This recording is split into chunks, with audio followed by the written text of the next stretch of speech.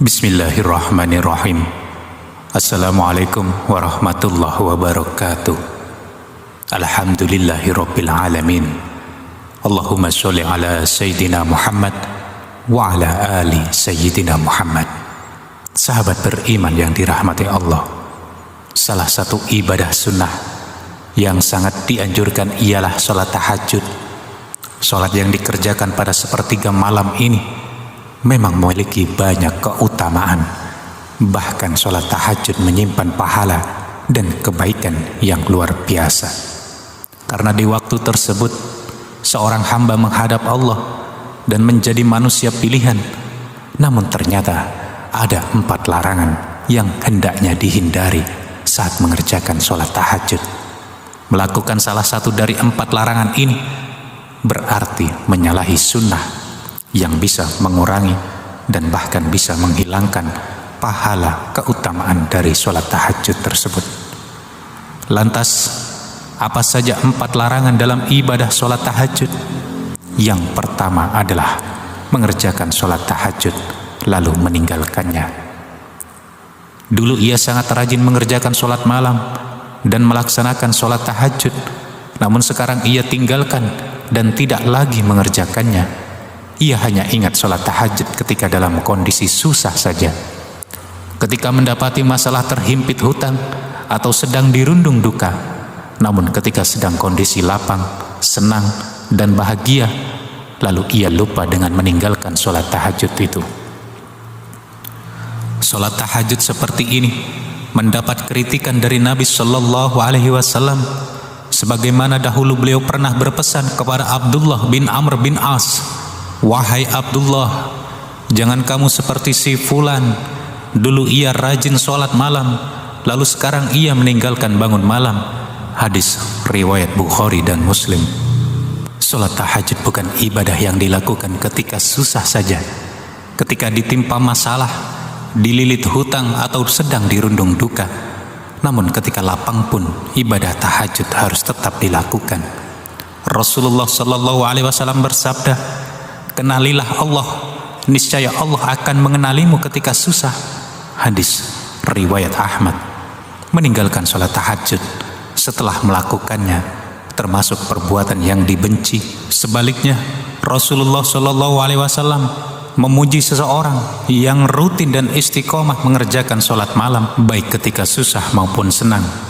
Beliau berkata mengenai Abdullah bin Umar yang rajin mengerjakan sholat malam, "Sebaik-baik orang adalah Abdullah bin Umar seandainya dia mau melaksanakan sholat malam." Salim berkata setelah dikatakan seperti ini, Abdullah bin Umar tidak pernah lagi tidur di waktu malam kecuali hanya beberapa saat saja. Hadis riwayat Bukhari dan Muslim. Rasulullah Shallallahu Alaihi Wasallam, beliau telah memberi contoh tidak meninggalkan sholat malam meski beliau dalam kondisi sakit. Aisyah radhiyallahu anhuma berkata, "Jangan tinggalkan qiyamul lail, karena sesungguhnya Rasulullah Shallallahu Alaihi Wasallam tidak meninggalkannya, dan apabila beliau sakit atau malas, maka beliau sholat sambil duduk." Hadis riwayat Abu Dawud. Yang kedua, mengkhususkan sholat tahajud pada malam Jumat. Meski malam Jumat adalah malam yang utama dan istimewa, akan tetapi mengkhususkan sholat tahajud di malam Jumat saja termasuk amalan yang makruh dilakukan. Diterangkan dalam hadis dari Abu Hurairah radhiyallahu an bahwa Rasulullah Shallallahu Alaihi Wasallam bersabda, "Janganlah kalian khususkan malam Jumat dan malam-malam lainnya dengan qiyamul lail atau sholat malam." Hadis riwayat Muslim. Untuk menghindari kemakruhan sholat tahajud malam Jumat, maka kita bisa menambahkan sholat tahajud pada malam sebelumnya ataupun sesudahnya, sebagaimana penjelasan dari Ibnu Hajar Al-Haytami dalam Tuhfatul Muhtaj. Beliau berkata, makruh mengkhususkan malam Jumat dengan qiyamul lail, maksudnya dengan sholat, karena larangannya terdapat dalam hadis riwayat Muslim. Dari situ, sebagaimana kitab matan Minhajul Abidin dirumuskan hilangnya kemakruhan menambahkan satu malam sebelumnya ataupun sesudahnya, akan lebih baik lagi jika kita istiqomahkan amalan sholat tahajud itu, sebab mengkhususkan sholat malam pada malam Jumat saja merupakan larangan dari Rasulullah Shallallahu Alaihi Wasallam. Yang ketiga, melaksanakan sholat tahajud saat ngantuk. Jika mengantuk, hentikan atau tunda dulu sholat tahajudnya dengan tidur atau istirahat sejenak sampai hilang ngantuknya dan tubuh kembali fit. Inilah sunnah yang diajarkan oleh Rasulullah Shallallahu Alaihi Wasallam. Diriwayatkan bahwa Nabi Shallallahu Alaihi Wasallam pernah menegur Sayyidah Zainab yang memaksakan diri untuk melaksanakan sholat dalam keadaan mengantuk. Suatu ketika Rasulullah Shallallahu Alaihi Wasallam masuk ke dalam masjid, lalu mendapati sebuah tali yang dibentangkan di antara dua tiang. Kemudian beliau bertanya, "Apa ini?" Para sahabat menjawab, "Ini adalah tali milik Zainab. Ketika ia sholat berlama-lama hingga kelelahan, maka ia bersandar dengan hal itu." Rasulullah Shallallahu Alaihi Wasallam kemudian bersabda, "Lepaskanlah tali itu. Kalian harus sholat ketika dalam keadaan segar. Jika kelelahan, maka tidurlah." Hadis riwayat Bukhari dan Muslim. Memaksakan sholat dalam kondisi mengantuk itu dilarang, sebab atau memberatkan, menghilangkan kehusuan, bahkan bisa mengakibatkan kesalahan dalam sholat.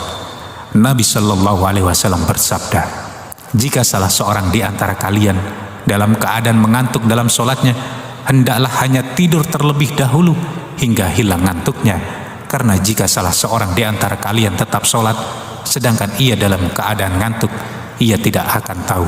Mungkin ia bermaksud meminta ampun, tetapi ternyata ia malah mencela dirinya sendiri." Hadis riwayat Bukhari. Insya Allah, tidur dan diniatkan mengerjakan sholat tahajud akan ditulis pahala seperti mengerjakan sholat tahajud. Nabi Shallallahu Alaihi Wasallam bersabda, "Siapa yang mendatangi tempat tidurnya dan ia berniat untuk melaksanakan sholat malam, lalu ia tertidur hingga pagi, maka ia tetap mendapatkan apa yang diniatkannya." Hadis riwayat Ibnu Majah dan An-Nasai. Tidaklah seseorang berniat mengerjakan sholat pada malam hari lalu ia tertidur, melainkan Allah akan menetapkan baginya pahala sholatnya, sedangkan tidurnya itu menjadi sedekah baginya. Hadis riwayat An-Nasai. Yang keempat, bertahajud semalaman setiap hari. Meski sholat tahajud itu baik untuk diamalkan di setiap malam, tetapi bukan berarti dengan cara yang memberatkan, sebab memberatkan dalam amalan itu bukan termasuk sunnah yang dianjurkan, bahkan ia dilarang. Rasulullah Shallallahu Alaihi Wasallam telah memberi peringatan, "Demi Allah, akulah orang yang paling takut kepada Allah dan paling bertakwa kepadanya di antara kalian. Tetapi aku kadang berpuasa dan kadang tidak. Aku merasakan sholat malam dan juga tidur, dan aku juga menikahi perempuan.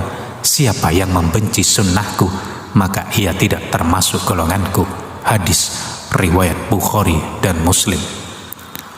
Nabi Shallallahu Alaihi Wasallam juga telah mencontohkan seperti yang disebutkan oleh Sayyidah Aisyah radhiyallahu anhuma.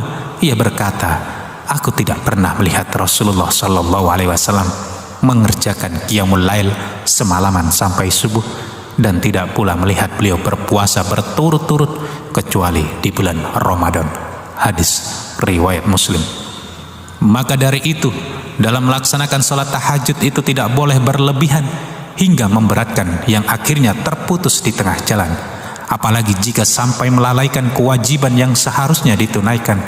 Maka yang demikian ini jelas dilarang dan menyalahi kesalahan. Amalkanlah sholat tahajud itu semampu kita menurut kemampuan masing-masing, sehingga mudah untuk diistiqomahkan. Nabi Shallallahu Alaihi Wasallam memerintahkan, "Lakukanlah amal-amal yang kalian sanggup melaksanakannya, karena Allah tidak akan merasa bosan hingga kalian sendirilah yang merasa berusaha." Hadis riwayat Bukhari dan Muslim.